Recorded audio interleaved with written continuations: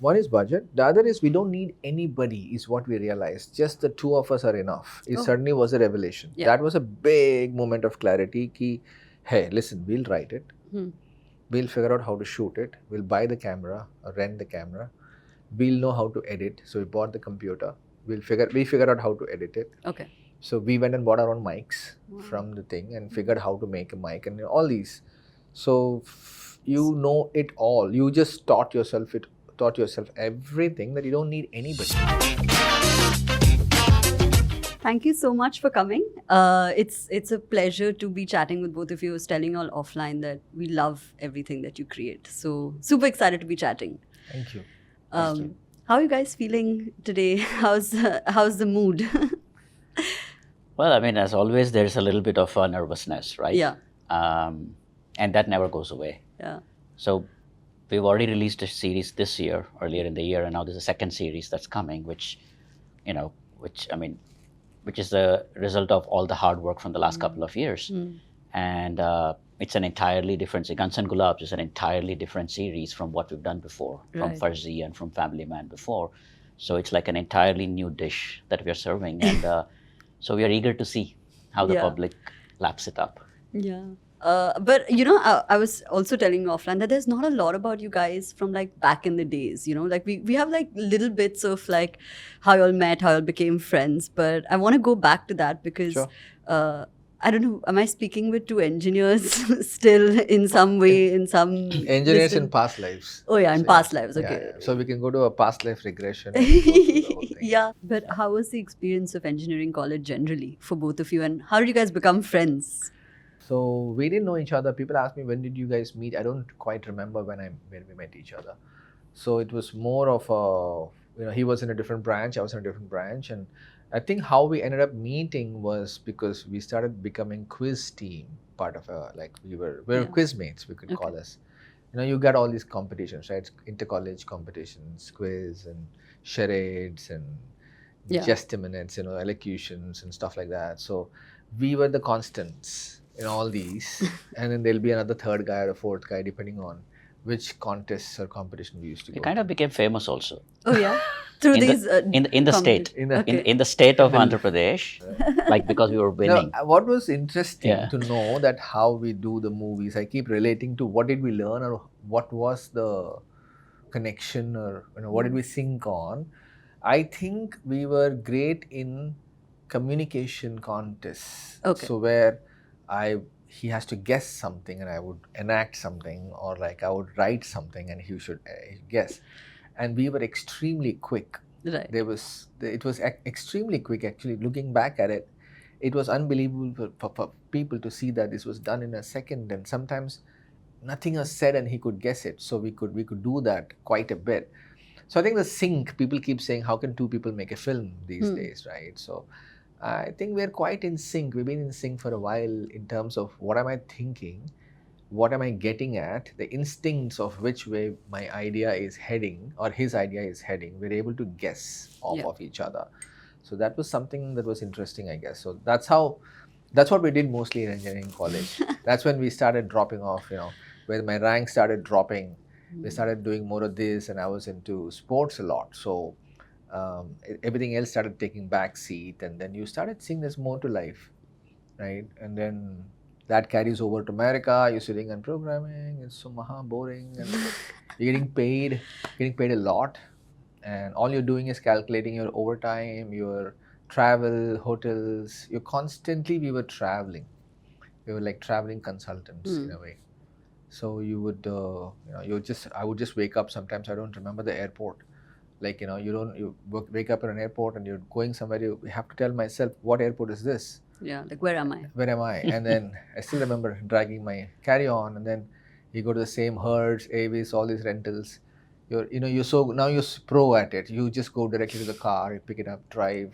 You're not even thinking, it's like an auto. Yeah, so somewhere there it started building up more, that we could do more. But before this, had you all ever bonded on films? Like while you were in engineering college or when you all got these jobs, when did the film conversation kind of begin? See, film conversation happened much later in engineering, but another thing is like I wrote a novel. Oh. You did? when I was in ninth class. Oh wow. Okay. Okay. Okay, our co-writer on Guns and Gulaabs, Suman. Suman and I went to high school together. Okay. And at one point we decided, maybe it was in the back of my head saying one day, and I mean, obviously I'm going to become an engineer, I'm going to do a job and all this, but writing is something you can do part-time. Yeah. So maybe I'll write a book. And we used to read a lot of novels and exchange and discuss. And so I wrote a novel, he wrote a novel. And if the universe is kind to us, both of these novels will never be found by anybody ever again. I'm sure they must have been really bad. I don't remember. So that's, But that was it. That was Yeah. it.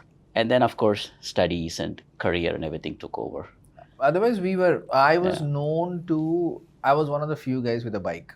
okay. And the hostelites don't have bikes and stuff. They're all dependent on the guys who come, day scholars, we call them. Right. So I was known to take 3 people, 2, sometimes even 4 people on my bike to a film.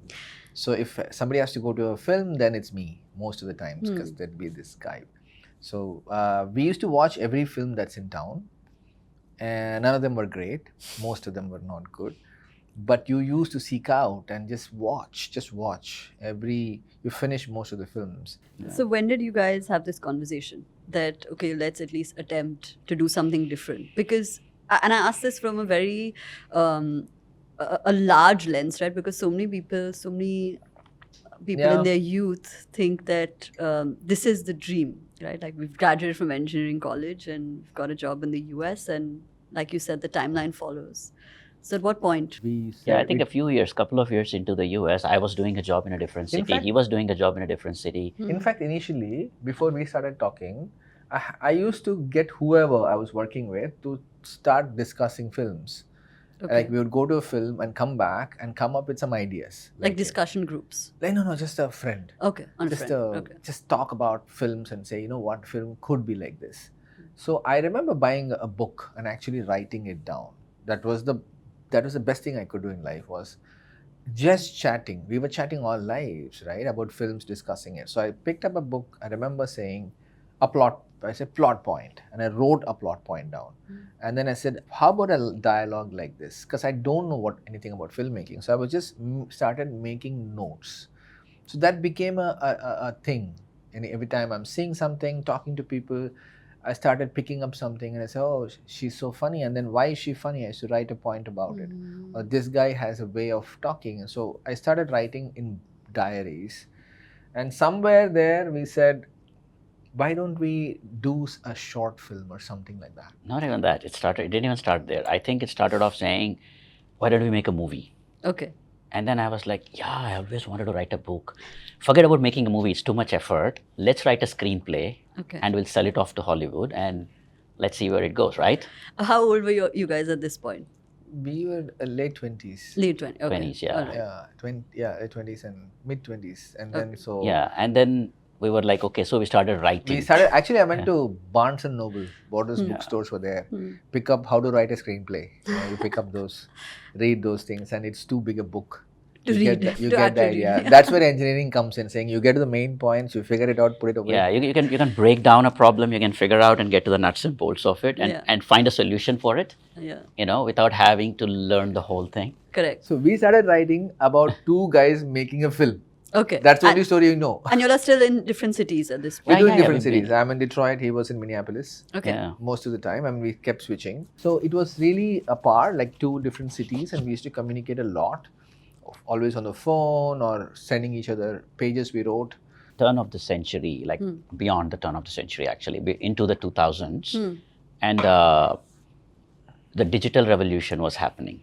And we started hearing about all these people, like people in Europe or other people making films on mini DV and The film digital. was going away, Right. and there were alternate So there was this formats. new Like, format that yeah. was more democratic. It's like you could buy a digital camera and make a film. You didn't have to have this whole setup of a big film camera and a crew and everything that typically is associated with the filmmaking. I think the evolution of the digital camera truly took away the enigma or the complication of making a film. It just made it accessible to everybody. Right now, you could argue that anybody with a cell phone can make a film and put it on YouTube and become a next sensation, right? Absolutely. Of course, it was one step before that. Anybody who could afford a camera could make it, but getting it out was still a different thing. There was no YouTube. You can't really put it on the internet. You still needed a I distribution think, thing. yeah, the But, influences were that there were a lot of arty films that used to come to theaters. Not your mainstream. Mainstream, you finish it off. The Friday it comes, Saturday it comes. You've You're already done. watched it. You Yeah. watched it. Now you're looking for more. That's the quest, to look for more better films and stranger films and unique voices. So now you're looking in DVD libraries, and and then I hear about this really cool library, underground library, somewhere in downtown. So I used to go there and try and pick these obscure DVDs to watch. Because now I'm consuming different voices across the world, and now you're seeing Portuguese films, you're seeing Korean, of course now Korean is everywhere, but I'm just saying all these were very, very, even now I don't know if they're even listed somewhere, Right. some of these films. So you're consuming it, and there is a state theater, art theater, main theater. There's always, city has these two theaters, and they always get these award-winning films or indie films. So the indie films started inspiring us a lot. That you don't need a production to make a film. You can make your own film. You have your own little camera, and crew. Like you don't need like a large budget to you effectively don't. You make just your- need you need a lot of grit and willpower and I don't know, everything else that comes with it. Yeah. Yeah, not even budget. One is budget. The other is we don't need anybody, is what we realized. Just the two of us are enough. It certainly was a revelation. Yeah. That was a big moment of clarity. Ki, hey, listen, we'll write it. We'll figure out how to shoot it. We'll buy the camera or rent the camera. We'll know how to edit. So we bought the computer. We figured out how to edit it. Okay. So we went and bought our own mics from the thing and figured how to make a mic and all these. So you know it all. You just taught yourself everything, that you don't need anybody. So you all have essentially self-taught every part of the process. Yep. Yes. We assume that we will never go to LA and find somebody to do it for us. So let's just So learn how to you do figure it. out how to write, how to shoot, how to edit, how to make sound, everything. And then maybe get actors, or in our first film, he acted himself. So Yeah. that's it. So let's all do it, because there was no available resources. I was in a place called Ann Arbor. Right now it's cooler, but Michigan. Yeah. But you can get actors. It's not like we had an Indian story and there was no Indian actors around there. It's not like I can go get lighting kit somewhere, and it's not like there was crew, and we didn't know actually. It wasn't as accessible. We didn't even know. We didn't even try. We tried a bit and then decided, let's just teach ourselves. What's the big deal? I'll figure out how to light it. 3-point lighting, we used to figure how to do a fill light, key light. So we taught ourselves everything. That's what engineers do. Yeah. And there's also the idea, of course, it didn't hit us then, but the fact that why is an art film so sensible, and why is mainstream brainless? I'm just saying, Like a if a commercial, Broadway, yeah. just put it out there. Yeah. Why can't it be together? Why can't there be a mainstream film that is very sensible and is crafted well? Why not put all the better elements into it? And make it like commercially viable. It's still a commercially viable story, but why not make it with sensitivity, practicality, be real a little bit, craft it a better. So that was our thing, that we wanted to make films like that. That was a slow process of understanding how we wanted to make films. So now you'll have shot this film and you'll have learned everything. Then what happens? Yeah, now we have to figure out how to get it out. So that's the funny part. We didn't even know what to do with it. We shot it. Yeah. We shot it with a 8-9 people crew. All of them were IT guys. So like nobody knows anything before. So you do costumes, okay, you do art. We don't even know what names to give to them, like what credits. Yeah, like what is the title? We didn't know what production designer meant. We didn't know what a first AD does. So in our first film that we were making, we were the most experienced people on that crew. So I could say that. So we're like I still remember one of us is clapping. We always clapped. Yeah. And clap was crap. We didn't even get a clap. So we used to have a written board and show it. And but we always wanted to sing sound. Yeah. So one of us is holding the mic and one of us is doing the clap, and two of us were shooting a lot of scenes in the first film. Yeah. So yeah, it just gave us, it was fun, great fun. You still can't remember, you still can't forget any of those moments, you made so many projects and films later, but. And at what point did it move from, okay, we're going to leave the safety net of the full-time job It took a while. and do this? How did you arrive there? We came to Mumbai carrying 6 cans of reels as our check-in bag, carry-on baggage. 3 of us, we had two reels. That was our check-in baggage because we had to get big film reels to show flavors in Mumbai, in the Mumbai International Film Festival. That was the first trip to Mumbai for me ever. Okay. Like, you just come and the city of Mumbai was just hitting me so much in all directions. Yeah. You're driving by, you're seeing slums on one side, skyrises on one side. Sitting in the traffic jam, you're seeing a Mercedes, an auto, and a lover couple on a bike. Everybody there, everything was happening. It was hitting me so much that we were writing furiously. I was writing, and we used to buy some 8 newspapers and just read through everything and cutting pieces up and just collecting this stuff that it started inspiring us. And we didn't know how to put this into a film ever. It was one of those note writing ideas. Anyway, I had these many diaries by now. So this was just hitting. And suddenly we found a template or a structure to put all these things in called Shor in the City, where we started figuring how to write this really cool story with intercutting storylines. That's because we stayed here for 6 months and ran out of money. And we're thinking, okay, we have the script and we'll just sign an actor or get it going. Except in 6 months, you hardly even get a meeting. Right. That's how, this is a story like in Mumbai, we just nobody, like 0 people not even another soul. The only person we know in Mumbai is Sita Menon, who's our partner. And Anupam Mittal, the producer Anupam of... Mittal was there, and Anupam is doing his Shaadi.com business. Yeah.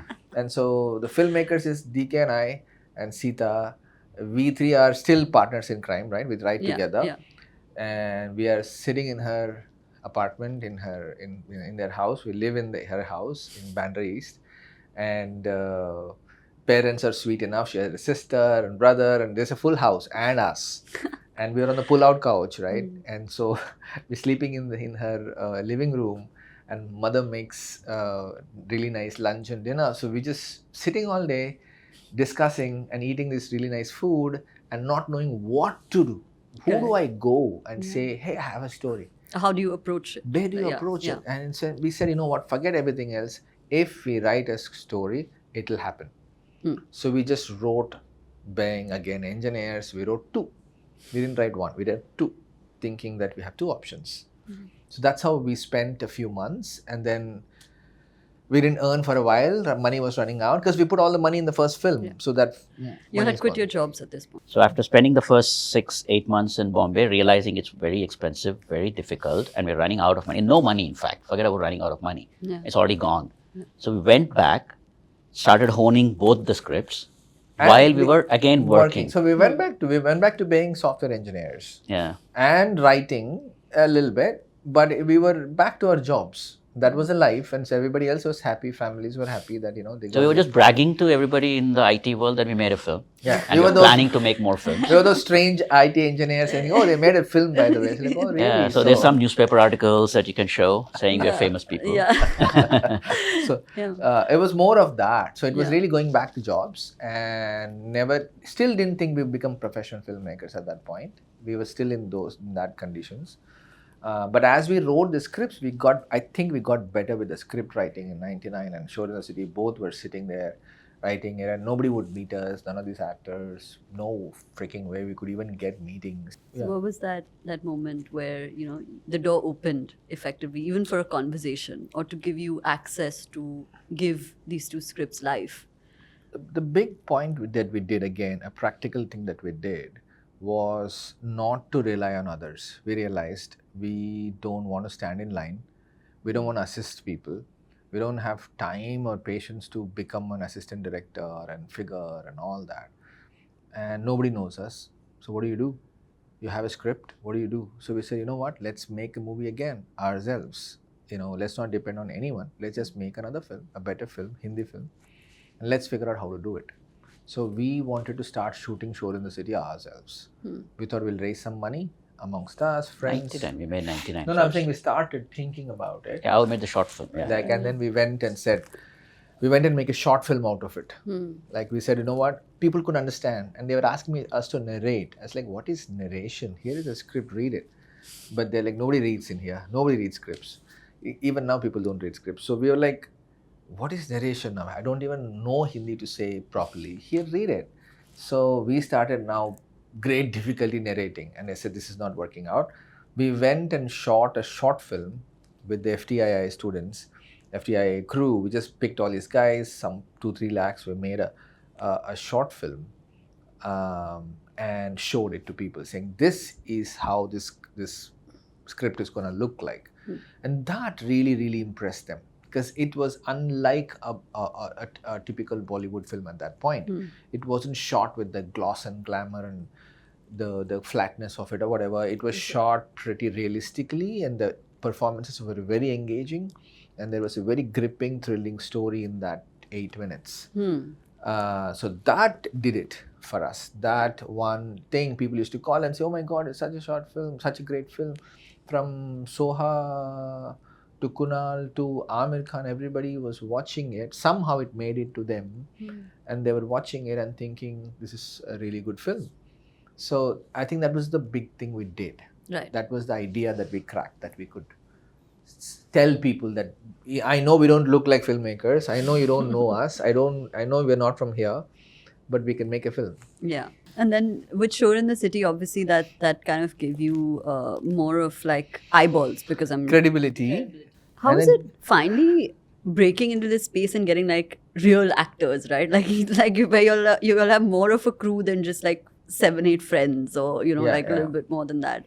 No, I think we're still grappling. It's just funny that going from from Shor in the City, and you're being considered as this award-winning filmmaker. I'm using the word award-winning again and again to show the contrast that's going to come up next. Is that we said, okay, now people call us. Finally, studios are calling. Till then, no studio has called us, right? Till then, now studio is calling and saying, hey, you want to make a film with us? I said, sure. They're all expecting a good drama and all that, and we go and say, we want to make a movie about zombies. Yeah. A zombie comedy. That's when they think, okay, these guys Lost the plot. Lost the plot. Absolutely sure the city was just random something. It doesn't. They're like, oh really, zombies? And then we leave and they say like, you've lost it. Yeah. I think Kunal somewhere had the faith because he had worked with us in '99. Even Kunal, I remember calling him one day and said, we were just doing a film about slackers first. We thought we should do a movie on. We were all thinking every time the hero is so good on the screen, every time this guy is the best guy, every time he knows everything, he can kick ass, he's always the best guy. He said, you know what, screw that. Our hero is going to do nothing. That's how the plot of Go Goa Gone started, saying that our hero does nothing. He's not even a hero. He's just a guy. The whole word hero itself used to bother us. I said, why is this guy a hero? Sure, he's a protagonist of a story.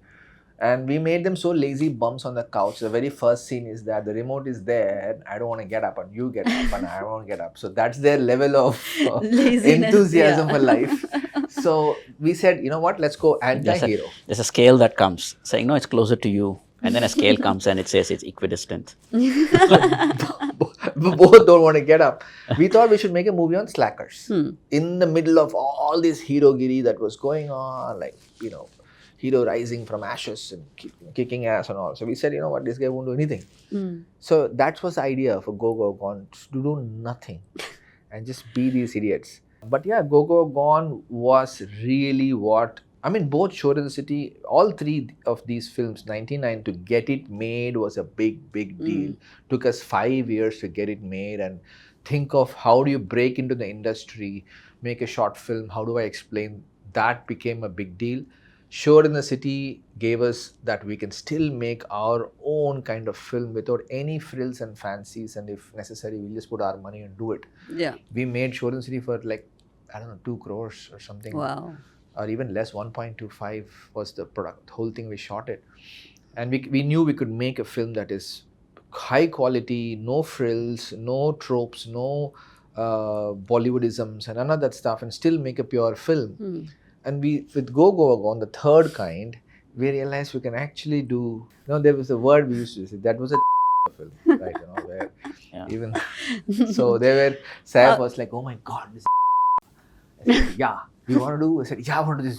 So anyway, you can censor it. But yeah, that third one was where we would go wild. Yeah. Yeah, these 3 films together is the first chapter, I think, because they're 3 independent And- completely different films made in different styles and different ways we made the film. Yeah. You know, and how it was made is entirely different. Yeah. Like Go Goa Gone also is a relatively low budget I film. know now it's considered a cult film, Go Yeah, Goa yeah. Gone, and Right, like it was light years ahead, right? Like Yeah. we're talking about like zombies.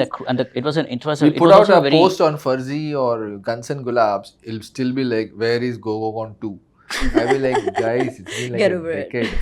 And what was the reaction back in your hometown, where films are taken so seriously, and there are these two IIT guys who are now into Bollywood? The celebrities, right? The Yeah, so you became celebrities more than that Yeah. newspaper No, article. the biggest thing they kept saying is, why are you not making a Telugu film? Yeah. Right? Because Bollywood is still a bit alien. Yeah. Like in Yeah. my hometown. For them, they're not very well versed with all the names. Even now, I feel they know the top guys, but then you'll have to explain. This is the actor in there. They'll That's always say, very "Who's the actor in there?" And you'll say a name.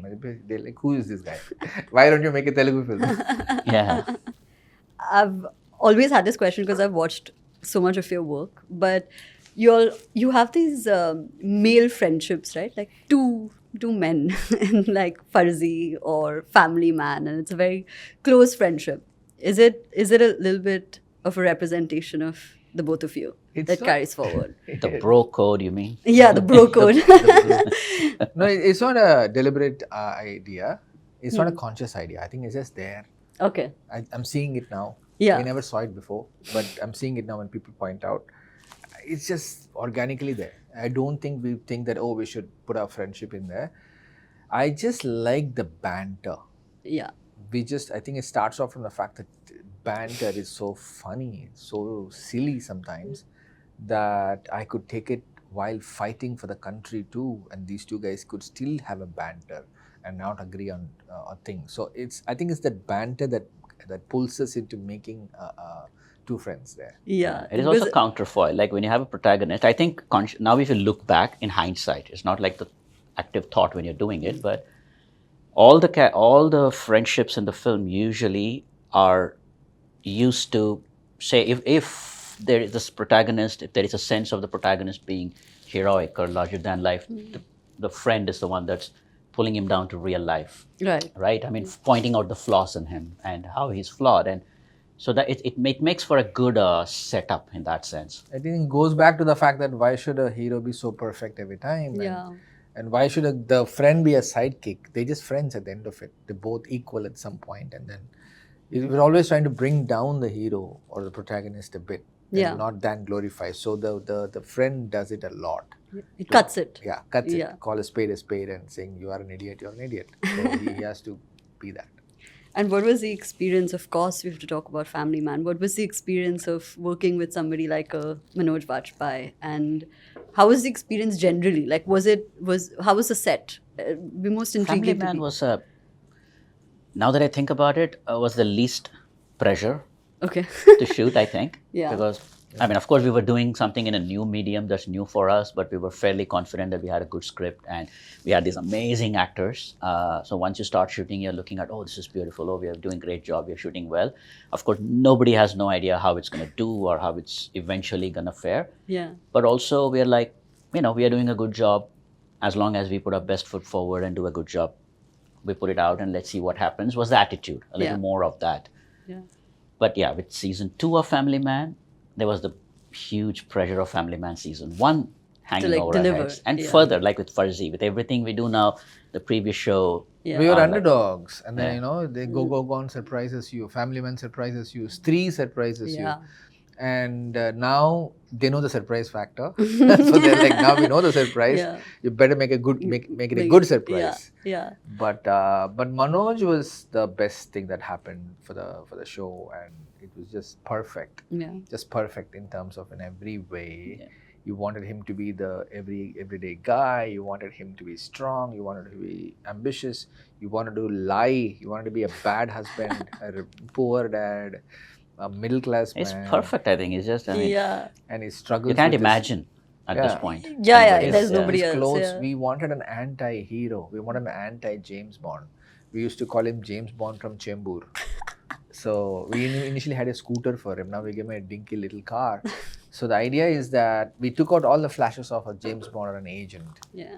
and made him a government employee. At the end of it, you're a spy, you're an agent, but you're still a government employee. You need your salary, you need your raise, you need your home loan. So you have your family to work on. So once that the family man became the concept, Manoj just embraced it and took it to another level because he's just a great actor. He got it. No, when we met Manoj for the first time, we gave him a very long narration about this entire series for 20 minutes. It's like, we just started talking about the He character. just started with 20 minutes and 20 he was minutes is like like on. brilliant, superb. I love it. I mean, Yeah. this is the character. I want to do this. I think the only thing I said is, yes, you're going to be this guy, but let's not do that mustache thing. Because he played cop a couple of times before and he always has this big mustache. Yeah. He's never done full blooded comedy, according to me, till then. So the fun thing from him to do with Manoj was to be funny Yeah. without being funny. Yeah. And so that he nailed it. Within a couple of days and we were in sync. And it's just straight-faced answers. You pick a naughty little kid next to you and the kid is like treating him like one, not giving him any respect. And so all he's doing is staring at the kid and you're laughing because just the way, the subtlety was embraced so well. Yeah. Towards the end when he receives that award from the Prime Minister and said, anything we want. He goes to ask about the home loan. It was the funniest. He's just won an award. If you need Tell me about any fun memories behind the scenes on the set that you guys can remember. Most of this was very memorable. Manoj being Manoj, basically he's the, like I always say that he's that studious student who does a lot of homework. I'm sure he does, like nobody knows, and thinks about the character, what he wants to do and all that stuff. And he comes to the sets like I've done nothing. Not prepared. All these, everybody falls for it and everybody's, having fun. And now he's acing the scene. So it'd be like, how does he remember all people these asking lines? like all the co-stars asking like, how do you know this? Like, like, did you read the scene? Or did you work through this and figure this out already? And he's like, nahi, pata hai na, kaha nahi pata hai na, like that. So he's acting like he's doing it, but I know he's that read the whole story, the whole episode, he knows where it's heading or whatever. The whole thing is imbibed. Now he's just being a chill guy. So he's one of those guys who knows it all but doesn't look like it. Yeah. He was also trying to see how to add more to his character in the second season because he's saying, I've never played the same part twice. But what do I do? Like, what do I do? First time I saw him a little reflective and nervous on the first days of season 2, thinking about it and thinking, I said, what happened? And he said like, I've never played the same character. How am I going to be fresh? It's going to be the same thing again. What can I do to add it a little bit? So which he did. Which he did in the second season. He brought in something. You can't change the way you act for that character. So you can think of tweaks and, garnishings. And so it was very good at it. That way, even. And he was a great co-actor. I mean, all his co-actors will say this. Like, he works the scene around, like sometimes even without us fully being clued in.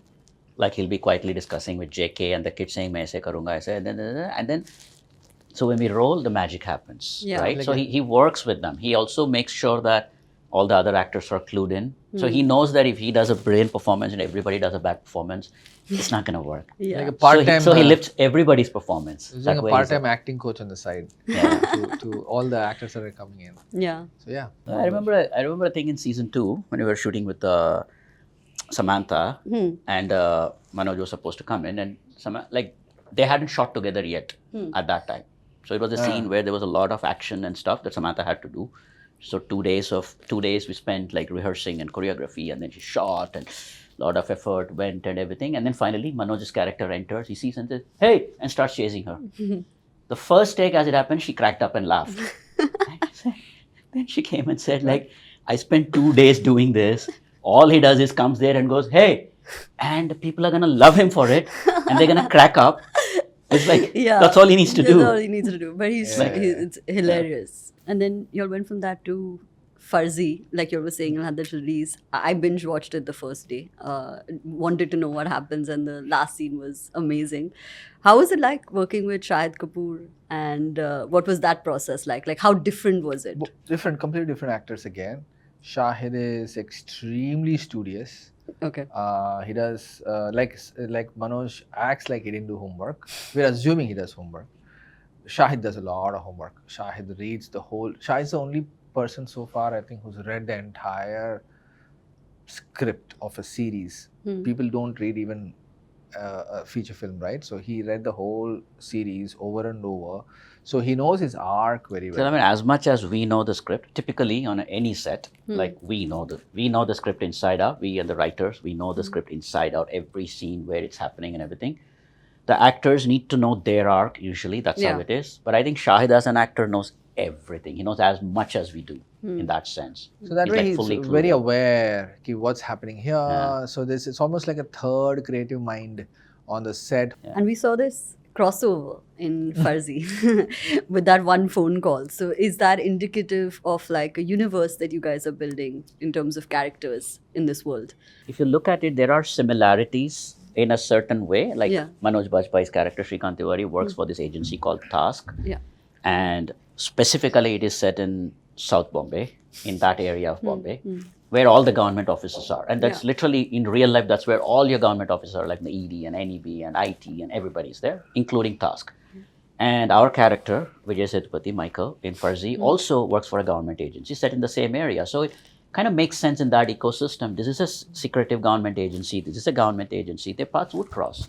Yeah. They would probably go for a smoke or go to the vada pav stall in the same place, right? Right. So that's how it kind of came about. That's how the idea was. Yeah, exactly. You know, you just walk past. First thing we thought was, why can't Vijay Sethupathi walk past the Manoj's office? Yeah. You know, because he's right there. He just has to turn next and there's another office there. Yeah. All their offices are there. This is a very logical thing to happen. Correct. Yeah. We just had to call quickly and say, which Family Man actors are around today? And they were like, oh, he's there. Okay, call them fast. We need a scene where, you know, he's going to walk past it. So... He talks about Tiwari. He's like, Tiwari hai? Yeah. Like, Tiwari. Like, abhi tak nahi aaya. Of course. Because he's always late. Yeah. Tiwari is always late. Yeah. And let's talk about the upcoming project. Just saw the trailer. Again, looks fantastic. Can't wait to watch it. How was it shooting Guns and Gulaabs? Guns and Gulaabs for us was what do you call it? What's a good word? Outlet? We wanted to just have fun this time. It seems like so retro, you know, in like so many ways. It's a pulpy, fun, throwback, you know, easy, you know, crazy kind of a watch. Yeah. That's how we thought of it when we wrote it, when we directed it. We were saying, let's have fun. Yeah. Kind of like how we thought we'll have fun when we're shooting Go Goa Gone without thinking about anything. Yeah, it's like that. There are serious things in the Family Man. Yeah. And there is a serious middle class angst and the whole ambition and drive and the whole deal in Farzi. Like the Family Man was in a way, both are middle class films in that sense. That one was about a middle class husband slash father slash agent, and this is about an aspirational guy who, like many young Indians, feel that they don't get their due and they have a talent in them. So there was a lot of these in it. There's a lot of drama built into it. Guns and Gulaabs is just fun. It's just crazy fun. There's no like deep, like there's no one theme, you know, like that. Yeah, little themes are there. There's a theme that everybody, we have a nice line in the teaser and the trailer where it says, har aadmi ke andar shaitan hota hai. And कसम पैदा करने वाले की वो शैतान को अंदर ही रहना चाहिए. So it's like, you know, we're doing it with a flair this time. We're doing it with a fanfare. You know, we shot it wide, we shot it big, we shot it like music and coolness and all those people we used to see, the flashy villain. Yeah. But it's not a spoof. Usually when we tend to do that in an ad or a fun film, it's spoofy. Correct. Here we're taking them real. Yeah. And we are giving them shades. We are giving them dark backstory. There's a lot more to it, but it's still a... Yeah, it's like when you say, Har insaan mein hai shaitan, that's the line that comes in the trailer. That's pretty much the gist of the story. When the shaitan inside the human, inside each of the characters come out, of course it's a destructive force that destroys their lives, possibly, but it's a lot of fun to watch. Yeah, you'll have these one-liners. It's very peculiar. Like, you know, you can pick it out and be like, okay, that's them. And that happened with the trailer. It was just fascinating to make that connection even. Yeah. How is it with Rajkummar? You all work with him often. Rajkummar is our homeboy. Yeah. Yeah. I don't know. He's like, it feels like we know Rajkummar forever. Yeah. And like you said, oh, we worked with him often. Yeah. We worked with him once before in Stree and Yeah. now, but it looks like we worked with him often. Yeah, that's the vibe. Yeah, you Yes, get that, yes. that we, feeling. we're very good friends. We're very close, like family. And, basically any good story, I tell him, Yeah. and logistics might not work out, times might not work out, but he pretty much knows most of our stories. So even Stree, started with Stree. I didn't know him before that, where I just went to his place and we hung out and I told him an idea, ridiculous idea called Stree. Yeah. And he's like, oh my God, this is too funny, Raj sir, let's do it. I said, yeah, you and I pick 3 more people, let's take a camera and just go shoot it. Yeah. Not even like same as Shor in the City, just go and shoot it. Shoot it, yeah. So yeah, it's very easy with him. He's a chameleon. He can do anything. He can do all kinds of roles, from a lover boy, innocent, sweet guy, gangster, dreaded guy. Anything he can do. So just the range is great. So he fits anything you write in a way that way. So very easy to work with him. And what we don't have to say is that he's a good actor. Yeah. We just don't have to say it. Yeah. He's such a good actor. Besides that, we'll say everything else. Okay, your most fun memory on set? and Guns Gulaabs. Yeah. Oh, lots, man. I One. mean, You have to pick one. Okay, one is this, where finally, we are all staying in the same hotel. So it's always great to do in the same hotel, because you just go shoot, come back, chill, talk, dinner. So it feels more cozy. Yeah. So this one time we got Raj, Dulkar, Adarsh, all these guys together and us, and we were in one of our rooms. And Satish Kaushik ji was there. So that was where it was just a night of stories, mainly by Satish ji. Nobody else wanted to talk, because he had so many stories to tell from all kinds of films. And so that was a very memorable night. I mean, in pretty much everybody, these guys are very disciplined actors. All of them just check out after a certain time, and food wise and all, because they have to be ready next day. But this day, everybody just gave up. So we have to be here. So that was a really memorable night. We miss him. He was sweet. He was endearing. Lot to learn from him.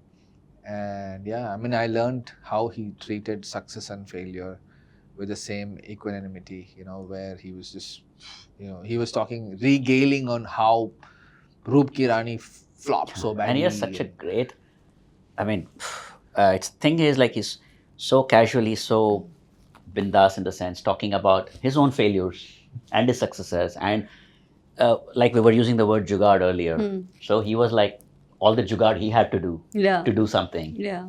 So that's I think that's what I remember the most. Yeah. It sounds like a special night. Yeah, it was a very special night. Okay, last question. There's so much in both your stories, right? Like you went from being engineers and then became filmmakers and rediscovered and discovered. And there's also such a strong friendship angle. A question that we usually get asked a lot, on Humans of Bombay is, how do you find purpose? How do you find your passion? And like you guys, everybody has that safety net. And to take that decision to move into what you feel is your calling is difficult. So what would your advice be to people who are struggling with that aspect of their lives? Usually people used to say that if you have something very passionate, just leave everything behind and go for it. So, just go for it. If you want to become an actor, just forget everything. Just go for it. Jump in. That advice never worked for me earlier at all. Because I was thinking, a lot of people don't know if they are cut out for it, or if they're good at it, or they don't know the competition. They don't know the practicality of it. So we were always practical. I was always practical that, if I'm jumping in as a filmmaker, who's going to make my film?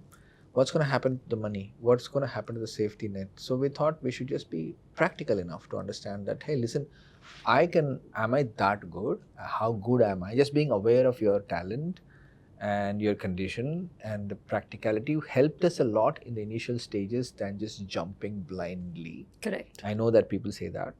I do understand the meaning of it these days. The whole idea about you live the way you want to be in the future. you think the way you think of that successful version of you now, that it will start to Correct. become a reality. So that I see it. So I would say that it's a lot of his mental process, that you start to think and live and feel that you are already there, and that kind of will get you there for sure. Right. And yeah, I mean, and had to pick up small things like for me, what another thing that became clear while we were IT engineers was that if you find a job that you love, then you'll never work again. So those days it used to feel like a lot of work to go to the office and all. Right now we work 24 hours a day and we don't feel like it's work, right? Yeah. So yeah, I mean. Yeah, no, I mean, coming back to, I mean, the context, because we are filmmakers and everybody's dream is to be in the world of films, right? And because it's such a glamorous, exciting world, unlike if somebody says, I want to be a doctor, I mean, it's a more grounded dream versus something to do with films. A lot of times there is a lot of unrealistic self-expectations when somebody says that. So the first thing is to be very objective about it. Just dreaming about being a filmmaker or a film actor or anything to do with films is not enough, right? You have to be objective about it, be practical about it. And what I would like to add to that is, if you really want to be good at it, if you really want a good job done, you have to do it yourself, which is the first thing. Like if you learn how to do every step of it and you do an okay job at everything, then you set the stepping stone to go to the next step and then get better people than yourself to do it. Basically, not expect someone else to do exactly. it for Don't you. say, I have this script, now somebody will come and write it for me, direct it for me, finish it for me, do it for me. It's never going to take you anywhere. Understood. Do everything yourself, and if you find somebody else to step in to do something better than you, by all means. But so you should be ready to go all the way on your own and only then set out on that path. Create your own opportunities is what it is. Even actors, sometimes during COVID, there was a lot of discussions on this, right? Because everybody was reflective. Everybody was going through existential crisis. And then what happens? You're always dependent. Actors are the toughest lot because they're always dependent on someone giving them a script. Yeah. Someone giving them that offer. So how do you do it? So the idea for me has always been that how do you create your own opportunities, that you're not waiting for something. Right. What can you do by yourself? Correct. Yeah. That's good advice. Yeah. Thank you so much for joining us. Thank you. And we're very excited to watch this. What is the date? Is 18th August, right? 18th of August. Guns and Gulaabs. Very excited, and hopefully binge that also. Thank you so much. Thank you. Right, thank you. It was good fun. If you like this episode, don't forget to subscribe to our channel and hit that bell icon. Thank you all for being the best community, and I'll see you soon.